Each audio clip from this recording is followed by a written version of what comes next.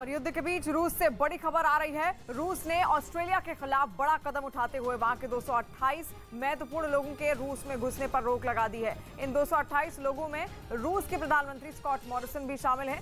रूस का ये फैसला ऑस्ट्रेलिया की तरफ से लगाए गए प्रतिबंध का जवाब माना जा रहा है, क्योंकि यूक्रेन पर हुए हमलों के विरोध में ऑस्ट्रेलिया ने भी रूस पर कई तरह के प्रतिबंध लगाए थे। इसलिए वहां के प्रधानमंत्री स्कॉट मॉरिसन, ऑस्ट्रेलिया के प्रधानमंत्री पर भी अब रूस की ओर से रोक लगा दी गई है।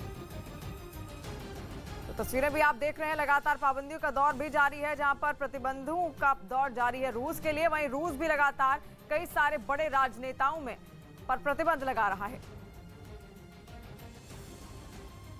रूस के राष्ट्रपति पुतिन के वफादार चेचन कमांडर रमजान कादिरोव ने मारियोपोल समेत यूक्रेन के कई शहरों में प्रोपेगेंडा वॉर भी शुरू कर दी, जिसमें वो माहिर माने जाते हैं। वो जंग के दौरान लगातार वीडियो जारी करके चेचन लड़ाकों की ताकत दिखा रहे हैं, ताकि यूक्रेन के सैनिकों का मनोबल तोड़ा जा सके। और एक बार फिर कादिरोव ने अपने एक बेहद खास लड़ाके का वीडियो जारी किया। बताया गया कि कादिरोव का ये खूंखार लड़ाका सुल्तान राशिव अपने साथियों के साथ मिलकर यूक्रेन के साथ जंग के पहले दिन से ही वहां लड़ रहा है। सुल्तान राशिव को चेचनिया में पहलवान के नाम से भी जाना जाता है। कहा जाता है कि सुल्तान के एक इशारे पर उसकी टुकड़ी में शामिल चेचन लड़ाके किसी भी इलाके में कत्लेआम मचा देते हैं। बताया गया कि कादिरोव ने सुल्तान राशिव का ये वीडियो उसके जन्मदिन के मौके पर जारी किया और उसमें जमकर उसकी तारीफ की। उन्होंने सुल्तान राशिव को बेहद खतरनाक और जंग में माहिर लड़ाका बताया। कादिरोव की तरफ से जारी वीडियो में वो चेचन लड़ाकों की एक टुकड़ी की अगुवाई करता भी नजर आया।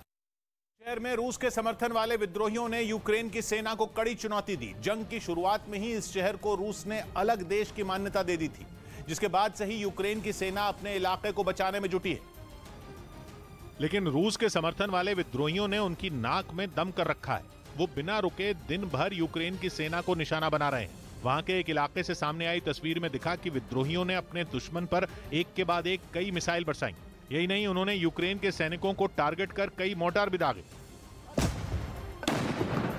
इस इलाके में विद्रोहियों ने कई बंकर भी बना रखे हैं, ताकि यूक्रेन के हमलों से वो अपनी जान बचा सकें। हालांकि दोनों तरफ से जारी इस भीषण बमबारी की वजह से डोनेट्स्क के कई इलाके पूरी तरह बर्बाद हो चुके हैं। और रूस यूक्रेन युद्ध में एक तरफ यूक्रेन के कई शहर बर्बाद हो गए हैं, तो दूसरी तरफ रूस को भी बड़ा नुकसान हुआ है। रूस के अधिकारियों ने यह माना है कि यूक्रेन में हमलों के दौरान उनके भी कई सैनिकों की मौत हो गई है। रूस ने कीव से सेना पीछे हटाने पर भी सफाई दी और उसे बातचीत के बाद उठाया गया कदम बताया।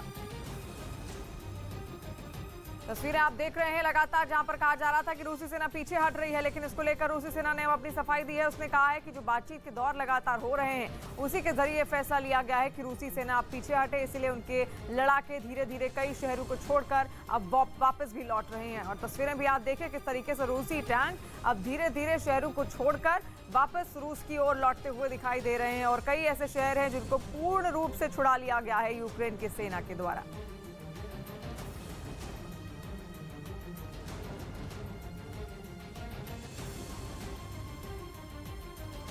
और यूक्रेन पर रूस के हमले का 44वां दिन आज हो चला है, लेकिन जंग खत्म होने का नाम नहीं ले रही है। युद्ध में यूक्रेन के खिलाफ अब चीनी साइबर हमले की साजिश का भी खुलासा हुआ है। पश्चिमी खुफिया एजेंसियों का दावा है कि 23 फरवरी यानी कि यूक्रेन पर रूस के हमले के एक दिन पहले से ही चीनी हैकर सक्रिय हैं।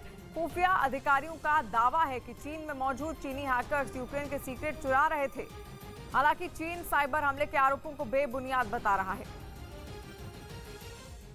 44 दिन आज बीत चुके हैं युद्ध को लेकर, लेकिन 23 फरवरी से आपको बता दें कि चीनी हैकर्स कई सारे सक्रिय थे, जिसका आरोप अब यूक्रेन चीन पर लगा रहा है। हालांकि चीन ने भी इसको लेकर सफाई दी है और इनकार किया है इस बात से कि उसके हैकर्स किसी भी तरीके का कोई डेटा यूक्रेन से चोरी नहीं कर रहे थे। लेकिन आपको बता दें कि 24 फरवरी से जंग जारी है, लेकिन उससे पहले से ही ये कहा जा रहा है कि 23 फरवरी से ही लगातार चीनी हैकर्स यूक्रेन की कई इंपॉर्टेंट डेटा को अपने पास हैक कर रहे थे।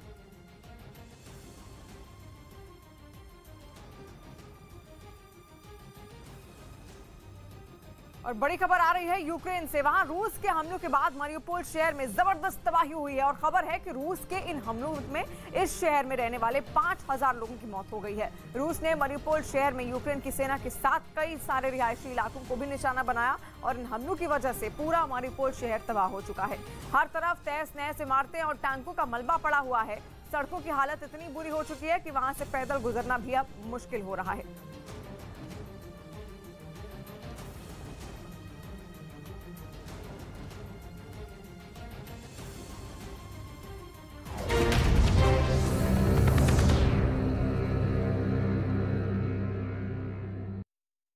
ज़ेलेंस्की इससे पहले भी हथियारों के लिए नेटो देशों के आगे झोली फैला चुके हैं।